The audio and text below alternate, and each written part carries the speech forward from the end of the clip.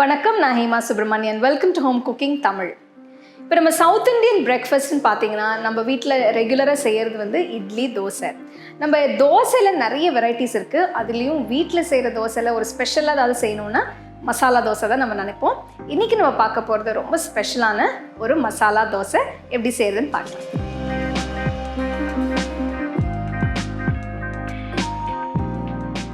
மசாலா தோசை செய்கிறதுக்கு முதல்ல நம்ம தோசை மாவு ரெடி பண்ணோம். இதுக்கு பருப்பும் அரிசியும் தனித்தனியாக ஊற வைக்கணும். இதுக்கு ஒரு பவுலில் 1/2 கப் இட்லி அரிசி, 1/2 கப் புழுங்கல் அரிசி, இது ரெண்டும் சேர்த்து சுத்தமாக கழுவி தேவையான அளவு தண்ணியை ஊற்றி ஒரு 3 மணி நேரம் ஊற வைக்கணும்.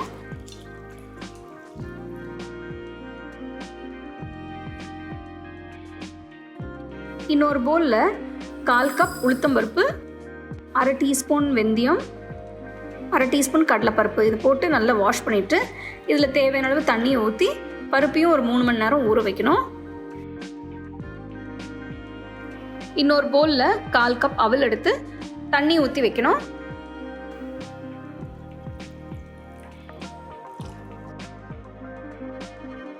மூணு மணி நேரம் கழித்து பார்த்தோன்னா எல்லாமே நல்லா ஊறி இருக்குது அரிசியும் பருப்பும். இப்போ மாவு அரைக்கலாம்.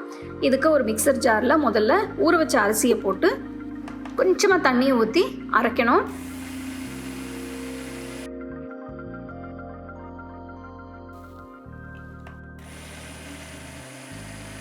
அரிசி கொஞ்சம் அரைஞ்ச பிறகு அடுத்தது பருப்பு போட்டு அரைக்கணும். பருப்பு அரைஞ்ச பிறகு இதில் ஊற வச்ச அவலும் போட்டு நல்ல மையாக அரைச்சிடணும்.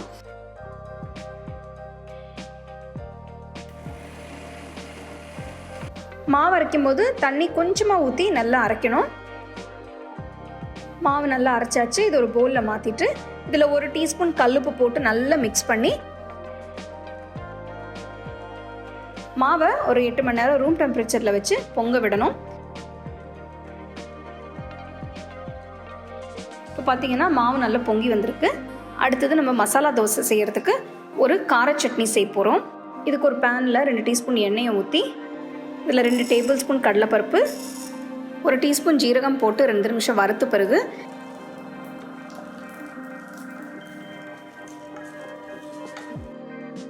இதில் ஒரு சின்ன வெங்காயம் பொடியாக நறுக்குனது, 6 பூண்டு பல்லு,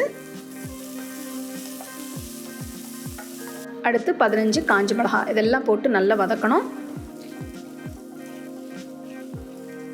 எல்லாம் வதங்கின பிறகு ஸ்டவ் ஆஃப் பண்ணிவிட்டு ஆற விட்டு மிக்சர் ஜாரில் மாற்றிட்டு 1 டீஸ்பூன் உப்பு போட்டு தேவையான அளவு தண்ணியை ஊற்றி நல்லா மையாக அரைச்சிக்கணும்.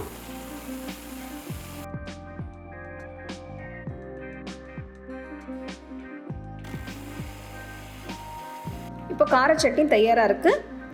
அடுத்தது உருளைக்கிழங்கு மசாலா செய்யணும். இதுக்கு ஒரு கடாயில் 1 டேபிள் ஸ்பூன் எண்ணெயை ஊற்றி இதில் 1/4 டீஸ்பூன் கடுகு, 1/4 டீஸ்பூன் உளுத்தம்பருப்பு, 1/4 டீஸ்பூன் ஜீரகம், கடுகு பொரித்த உடனே இதில் 1/4 டீஸ்பூன் பெருங்காயத்தூள், கொஞ்சம் கருவேப்பிலை போட்டு மிக்ஸ் பண்ணிவிட்டு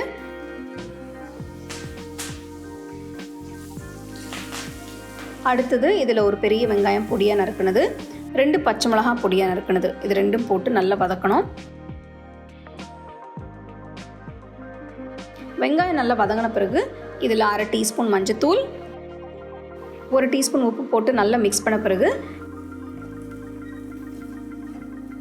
இதில் வேக வச்ச உருளைக்கிழங்கு 3, அது தோலை சீவிட்டு சின்ன துண்டுகளாக நறுக்கி போட்டு நல்லா மிக்ஸ் பண்ணிடுங்க.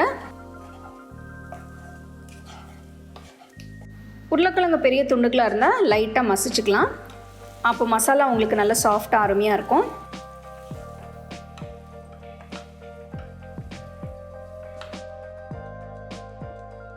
கடைசியில் கொஞ்சம் பொடியாக நறுக்கின கொத்தமல்லி இதையும் போட்டு நல்லா மிக்ஸ் பண்ணிவிட்டு இறக்கிடுங்க. இப்போ உருளைக்கிழங்கு மசாலா ரெடியாக இருக்குது.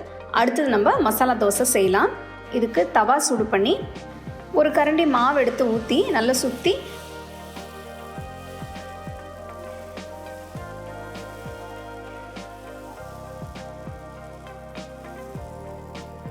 தோசை சுற்றி நான் நெய் ஊற்றிருக்கேன். உங்களுக்கு வேணால் நீங்கள் எண்ணெய் ஊற்றிக்கலாம்.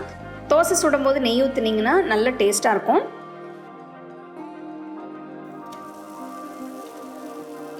தோசை தோசை 2 பக்கமும் நல்லா வெந்த பிறகு உள் பக்கத்தில் கொஞ்சமாக கார சட்னி எடுத்து தோசை முழுசாக தடவணும்.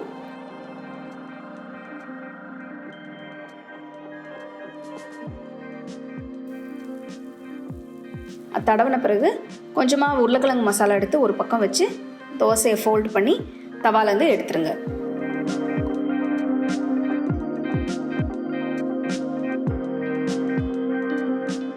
ஸோ இந்த மாதிரி நீங்கள் மசாலா தோசை செஞ்சு நல்லா சூடாக சட்னி சாம்பார் வச்சு சர்வ் பண்ணலாம். அருமையான மசாலா தோசை எப்படி செய்கிறதுன்னு பார்த்தோம். இது ரொம்ப டேஸ்ட்டாக இருக்கும்.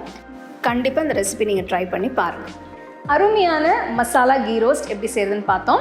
ஸோ இந்த தோசையில் ஹைலைட் என்னென்னு பார்த்தீங்கன்னா இந்த கார சட்னி. உங்களுக்கு இது காரம் அதிகமாக இருக்குதுன்னு நினச்சிங்கன்னா மிளகா கொஞ்சம் கம்மி பண்ணி இந்த சட்னியை செய்யலாம். தோசை சுடும்போது எண்ணெய்க்கு பதிலாக நெய் யூஸ் பண்ணிங்கன்னா இன்னும் சூப்பராக இருக்கும். ஸோ கண்டிப்பாக அந்த ரெசிபி உங்களுக்கு பிடிச்சிருக்கும்னு நினைக்கிறேன். நீங்கள் ட்ரை பண்ணி பாருங்கள். You can get a copy of our first edition of the home cooking book on 21 frames.